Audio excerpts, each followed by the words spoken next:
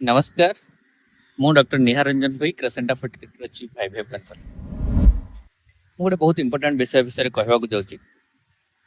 ସେଇଟା ହେଲା କି କପଲ ମାନେ ନିଜ ନିଜକୁ କେମିତି ସପୋର୍ଟ କରିପାରିବେ ଆଇଭିଏଫ୍ ଜର୍ଣ୍ଣି। କାହିଁକି ଆଇଭିଏଫ୍ ଟ୍ରିଟମେଣ୍ଟ ଗୋଟେ ଟ୍ରିଟମେଣ୍ଟ ନୁହଁ, ସେ ଅଲ୍ ଟୁଗେଦର ଗୋଟେ ଟ୍ରିଟମେଣ୍ଟ ଜର୍ଣ୍ଣି, ଇମୋସନାଲ ଜର୍ଣ୍ଣି।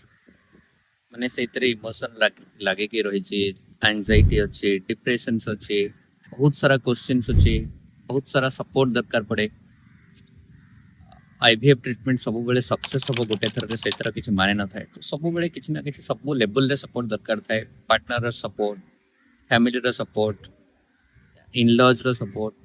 ତ ଏଇସବୁ ଜିନିଷ ଭିତରେ ସବୁଠାରୁ ବଡ଼ ଇମ୍ପୋର୍ଟାଣ୍ଟ ଥାଏ ନିଜ ପାର୍ଟନରର ସପୋର୍ଟ ବା ୱାଇଫ୍ ପାଇଁକି ହଜବ୍ୟାଣ୍ଡର ସପୋର୍ଟ।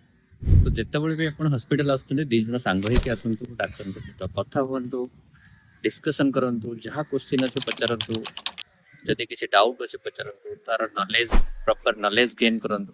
ଆଉ ନଲେଜ ଗେନ୍ କଲା ପରେ ଆପଣ ନିଜ ଭିତରେ ଡିସ୍କସନ୍ କରିକି ଗୋଟେ ପ୍ରପର ଡିସିଜନ୍ ନିଅନ୍ତୁ କି ମୋତେ ଏଇଟା କରିବା ଦରକାର, ଏଇ ଷ୍ଟେପ୍ରେ ଯିବା ଦରକାର ଆଗକୁ, ଏଇ ଷ୍ଟେପ୍ରେ ଆମେ ଟିକେ ଟାଇମ୍ ନେଉଛୁ, ଏଇ ଟାଇମ୍ ପରେ ଆମେ ଜଣେଇବୁ। ଏଇସବୁ ଜିନିଷ ପ୍ରପର ଡିସ୍କସନ୍ ପରେ ଆପଣ ନିଅନ୍ତୁ।